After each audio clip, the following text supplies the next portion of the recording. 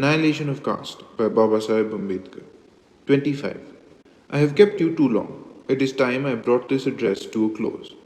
This would have been a convenient point for me to have stopped, but this would probably be my last address to a Hindu audience on a subject vitally concerning the Hindus. I would therefore like, before I close, to place before the Hindus, if they allow me, some questions which I regard as vital and invite them considerably to consider the same. In the first place, the Hindus must consider whether it is sufficient to take this placid view of the anthropologist that there is nothing to be said about the beliefs, habits, morals, and outlooks on life which obtain among the different peoples of the world, except that they often differ, or whether it is not necessary to make an attempt to find out what kind of morality, belief, and habit and outlook have worked best and have enabled those who possess them to flourish, to grow strong, to people the earth, and to have dominion over it.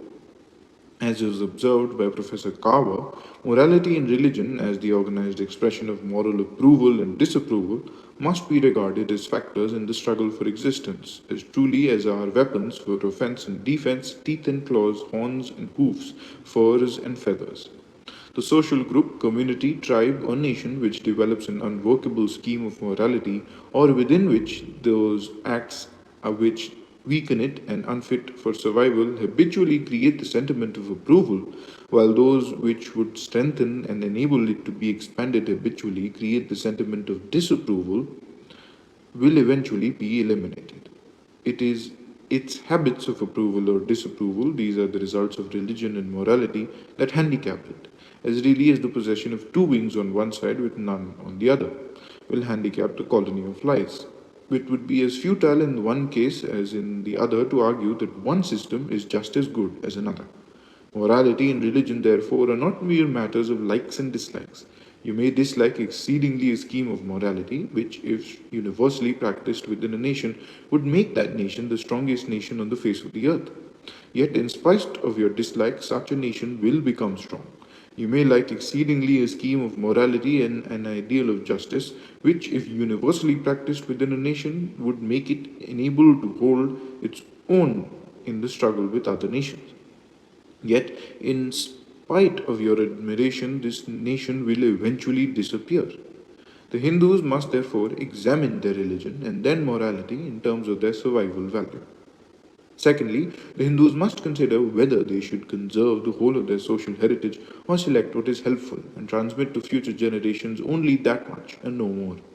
Professor John Dewey, who was my teacher and to whom I owe so much, has said every society gets encumbered with what is trivial, with dead wood from the past, and with what is positively perverse.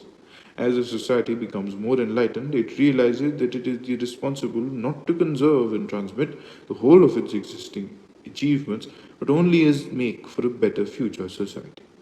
Even Burke, in spite of the vehemence with which he opposed the principle of change embodied in the French Revolution, was compelled to admit that a state without the means of some change is without the means of its conservation.